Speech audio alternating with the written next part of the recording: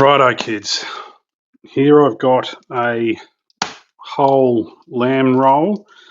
What we're going to attempt to do today is I'm going to turn it into like a porchetta, a lambchetta, if you will.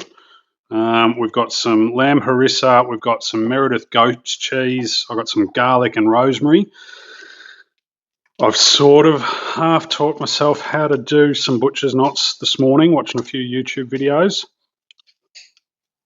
I don't know.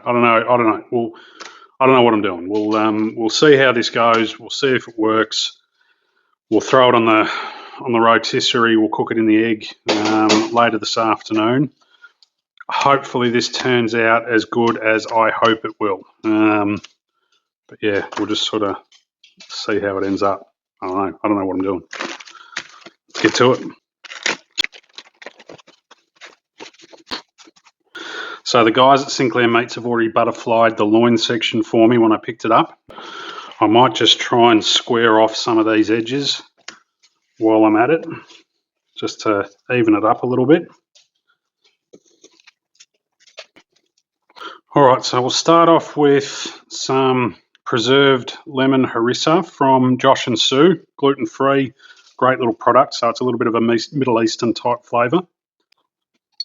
We don't want to go too heavy. So next we're just going to go a little bit of garlic. Again, we don't want to go too heavy. We don't want to overpower it. A little bit of rosemary. And next we're going with some Meredith's dairy goat cheese. All right, here comes a bit that I'm not so sure about. I don't know how this is going to go.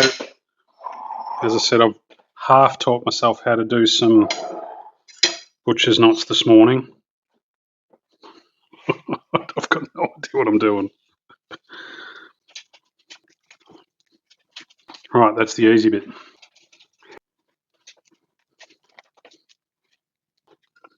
Worked. We'll do a few more for good measure, I think. Right, I think that probably will do. Certainly not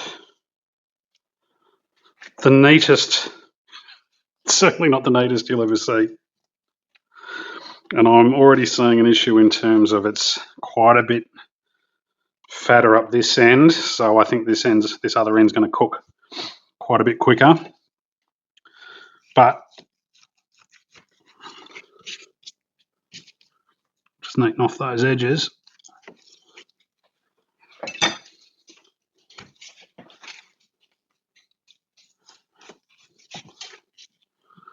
But we'll certainly see how this ends up. I'm pretty impressed with myself with those knots though. Let's see how this goes.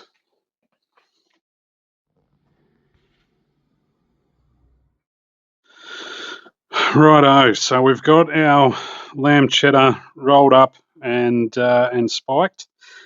I've put a little bit of an extra salt, a kunzea salt, over the top. It didn't go too heavy, but just to try and help dry that skin out. I've had this sitting on the bench for the last half an hour or so, just to take that fridge chill off it. We've got the dome temp in the egg set to about 125 degrees Celsius. Yeah, only thing left to do is let this thing spin. I don't know how this will go. I'm guessing about an hour and a half cook time. We'll just have to play it by ear. Let's see how we run.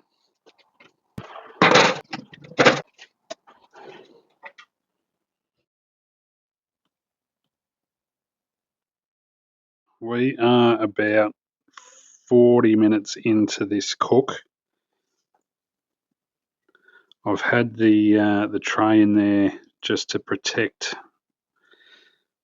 this thing from the direct heat for a little while. I think it's probably good for that to come out now. So we'll drag that out and we'll keep it running for another 20 minutes or so before I start checking temperature. We are about an hour and 20 minutes into our cook. Our lamb cheddar is at about 55 internal. So I'm going to open up these vents a little more to finish it off and give it a bit more colour. But it's looking and smelling unreal.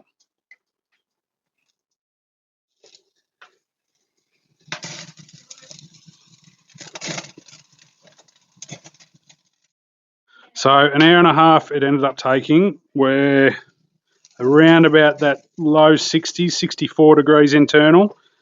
So we're good to come off. We're getting a lot of fat fires and stuff now, so I think it's a good time to come off. Great colour on it, and it smells unreal. So hopefully it tastes as good as it smells.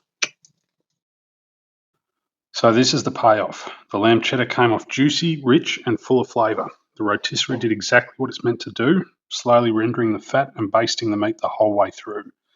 The goat's feta and preserved lemon harissa worked beautifully with the lamb, and the direct cook kept everything honest. If I was doing it again, I'd push the crackle just a few minutes harder, and I'd go a little bit heavier on the filling, now that I know it holds together.